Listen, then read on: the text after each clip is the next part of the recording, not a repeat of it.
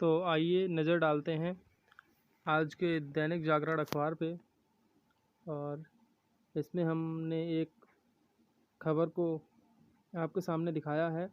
इसमें supreme court ने अपना एक दिशा निर्देश दिए हैं सरकारों के लिए, या टिप्पणी की है, कह सकते हैं टिप्पणी की है आरक्षण के लिए, आरक्षण को लेकर। इसमें कहा गया है, आरक्षण का प्रावधान करते समय विचार था कि 10 साल में विसंगतियां मिट जाएंगी।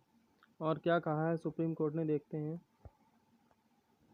सुप्रीम कोर्ट ने कहा है, अनुसूचित जनजातियों के लिए आरक्षण के प्रावधान का उद्देश्य था कि उनकी जीवन पद्धतियों में हस्तक्षेप किए बिना उन्हें मुख्य धारा से जोड़ा जाए और राष्ट्र के विकास में उनका योगदान हो।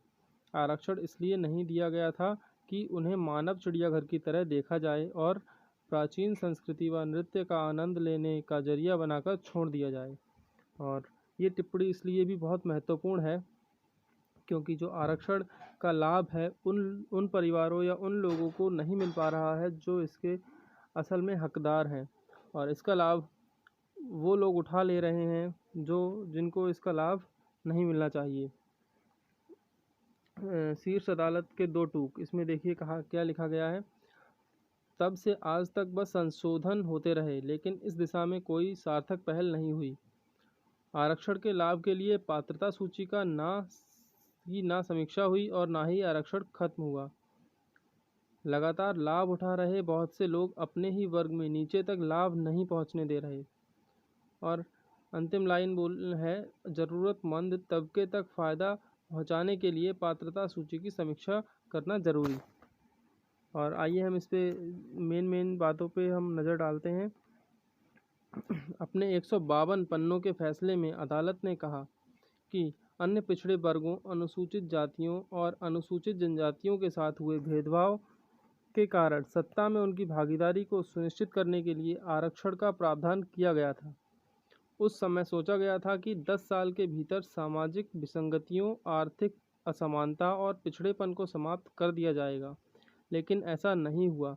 समय समय पर संशोधन तो किए गए, लेकिन लाभ ले रहे वर्गों की सूचियों की ना तो समीक्षा की गई और ना ही आरक्षण के प्रावधान खत्म हुए।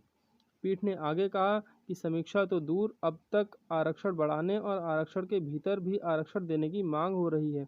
किसी भी निर्वाचित सरकार के पास इस स्थिति के कारण पैदा हो रही चुनौतियों से निपटने के लिए राजनीतिक इच्छा शक्ति होना बहुत मुश्किल है।